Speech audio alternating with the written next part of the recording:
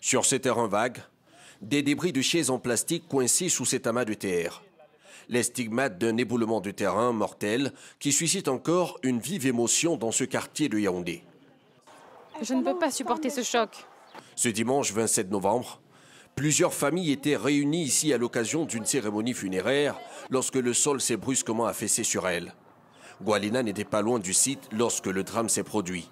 Elle est encore traumatisée par ce qu'elle a vu. J'ai entendu de grands bruits. Les gens criaient et lorsque je suis sortie, je n'arrivais même pas à retrouver mes enfants. J'ai couru vers le site pour les retrouver et quand je suis arrivée sur place, j'ai vu des choses que je n'avais jamais vues. J'ai vu de nombreux corps couchés au sol. C'était horrible. Non loin de là, dans ce domicile, Philomène reste inconsolable depuis la disparition de ses deux parents. Son père, la soixantaine, et son épouse avaient été invités à prendre part à cette cérémonie funéraire. Ils n'ont malheureusement pas survécu à l'éboulement de terrain.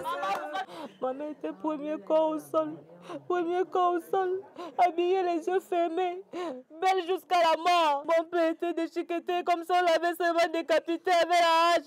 C'est quelle mort violente ça, mon Dieu! Le bilan est lourd, plusieurs morts et de nombreux blessés. Pourtant, Lucas Soona, le maire de la commune, assure avoir pris toutes les dispositions pour que le drame soit évité. En vain. Ces familles sont venues me rencontrer pour que je leur donne un espace pour faire leur cérémonie. Et effectivement, je leur ai accordé un espace que j'ai eu même à aménager à cet effet. Mais à ma grande surprise, je ne sais pas ce qui s'est passé à la dernière minute.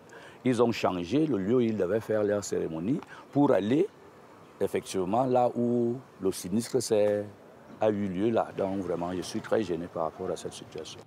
Au Cameroun, les éboulements de terrain, souvent dus à une forte pluviométrie, sont récurrents et presque toujours aussi meurtriers.